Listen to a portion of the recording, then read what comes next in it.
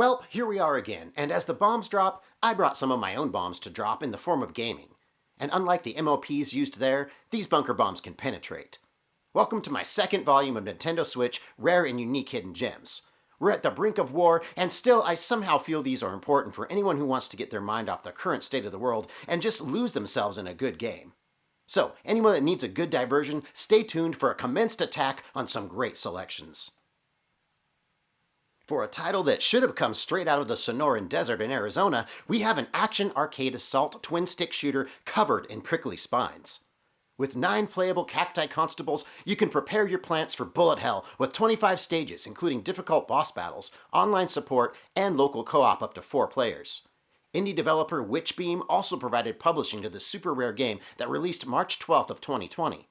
With only 4,000 copies available, it may be a little hard to acquire, but it's definitely worth your time if you like instant action. If you're dehydrated and need a pick-me-up, let's slice into a review for some satisfying nectar. Like uranium enrichment is important to Iranians, this quest makes energy enrichment the key focus to upgrade your firepower. You also have a unique mechanic that involves you needing to continually collect batteries during runs. Run out and it's pushing up daisies for your energy-starved android. Replayability is present, and with the use of in-game credits to use for extras like first-person mode or powered-up secondary weapons, it always leaves you striving for a better score on each level tackled. If there's one title you should consider spending some reals for, it may just be this one, but you better keep that enrichment flowing, cause the big bad bosses may just drop a bomb on your ass. 7.5 out of 10. Maybe not breaking any records for digital availability, but for physical copies, it tends to be rare to come across this one.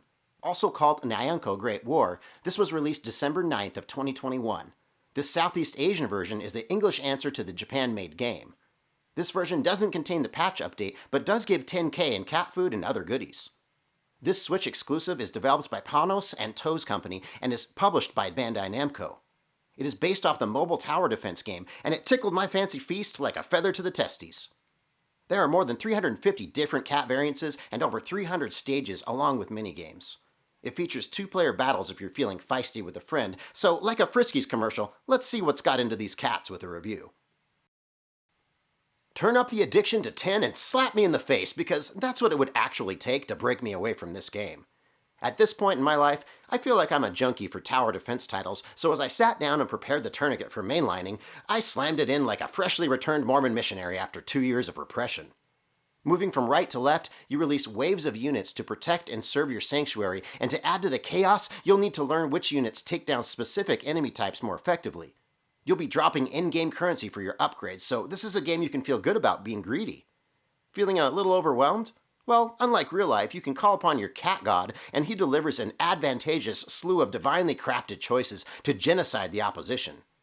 It's like having a worldwide flood at your fingertips. For cats. If I had any suggestions, I think they should start with providing the player with a bit more eye candy for backgrounds level to level, but despite that minor hiccup, I was thoroughly locked in for what seemed like an amazing time-melting experience. I'll give this an 8 out of 10. While we may be reminded of the acoustic-driven melody of Paul McCartney, this Blackbird has abandoned singing and has taken up warfare instead. Released by Limited Run Games physically and shipped out around September of 2020, Blackbird is an artistically unique shmup with bullet hell elements and is developed and published by Onion Games. Through the dark operatic world that your dead girl turned bird inhabit, you'll have up to 8 different endings and score-chasing features. Make no mistake, you are the antagonist. This title has a pixelated style that begs the player to progress with its dark nature. So let's take a look at these broken wings and learn to fly with a review. After a short completion time of just under an hour that it took me to beat this game, I realized that I unlocked some extras, including a true mode that contributes to those multiple endings I mentioned. Could a high score unlock the true ending? Well, better get button mashing to find out. I would call this an excellent title to play from time to time when your inner dark shooter needs a conjuring. I'm pretty sure the language used for the musical score is a language all its own, because I heard no distinguishable pattern that even Google Translate could decipher. That in itself is a bit dark, which matches the overall themes, but something I've never seen before in my gaming pilgrimage. The shoot-'em-up genre is vast, but certain games like this one exhibit a distinct signature, which in turn make them a standout. If the duration of the campaign would have been longer, I would have easily rated this an 8 out of 10, but I see a well-defined and crafted value that earns it a 7.5 out of 10. Aside from getting 8 twice, You get a nostalgic roguelike 2D action shooter with some light platforming. I was immediately taken back in time to games with voice synthesis like Berserk, Wizard of War, or Stratovox. This immediately grips me as a gamer and keeps me glued to what the gameplay offers. Released around April 25th of 2020, this is a daring dash through a procedurally generated tower to kill its owner before your heart explodes, and no pacemaker to speak of. This was developed by Super Scary Snakes and published by Good Shepherd and Surefire Games. I think Super Scary Snakes should develop a new and improved Pitfall game. It would be in their 80s themed wheelhouse after all. So let's turn back the clock with a synth-punk look at 1988 when time stopped and the bombs dropped. Unlike the prior game we talked about, Black Future isn't a jump in and know what to expect type of game. It's action-packed but a bit slow to orient you to all the possibilities. I would go so far as to say that it has some Defender or Joust vibes from the onset. Those types of throwbacks are what keep you playing to see where it goes and inevitably introduce you to the objectives at its own pace. You'll have melee or weaponry at your disposal, and it feels like you stepped into Flynn's arcade as you repeat fast-paced runs in a time when that form of gaming was the trend. I would say the difficulty is moderate but doable. 5 zones to master with a sound design that puts most modern games to shame. Is there a Black Future upon us now? Only time shall tell as it marches on, but if you want to find me, I'll be in my gaming cave growing one hell of a beard. I found out that there was more than enough to give this 7.5 out of 10, and enough 80s nostalgia to wish it was 1988 forever. Oddly enough, in August of 1982, the game entitled Hamburger was released in Japan, developed by Data East, and the craze was so intense that an international version was also released in the West, retitled Burger Time.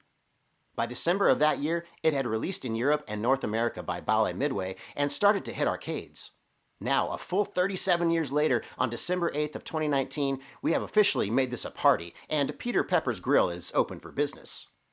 Developer Gmode and publisher Marvelous, also known as Xseed, took on the 100-level plus reimagining of this popular franchise exclusive on Switch.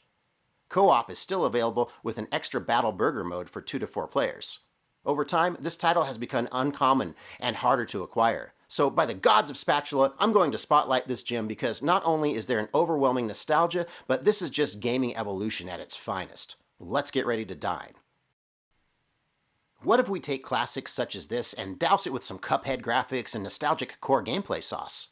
Well, we get a true party, in my opinion, that not only celebrates our love for classics, but also reignites our passion for what modern arcade fans clamor for. So let's get the only problem out of the way and just mention that no D-pad availability on a 2D game is unforgivable these days. It's like the developer got peppered and forgot to add the support. So my 2D analog joystick skills were put to the test, but hey, I've had my fair share of joystick handling, so I took to it like French fries to oil and trudged on. Everything else is here, the works if you will. Since I tend to lurk in the shadows of my man cave, I appreciated having solo play, but also very much enjoyed playing this with an amazing partner whose love of games is as fickle as a pickle. That is a selling point of this title, is that you can play it with anyone and fully take in a memorable experience. For all of the upgrades and for all of the care given to this classic concept, I'm giving this an 8 out of 10 and an American salute to a Japanese title. Within the confines of our busy schedules and slave to the grind, I implore you to reach out and enjoy the one life you know you have. Make every day an experience because there may be a time when your freedoms aren't as attainable. Listen to me sounding like a He-Man outro, but in all seriousness, I love what I do, and I hope if you're watching that you love it too. Join me for my next volume of Hidden Gems because if we can't agree to live and let live, we can agree to live and let game. Cheers!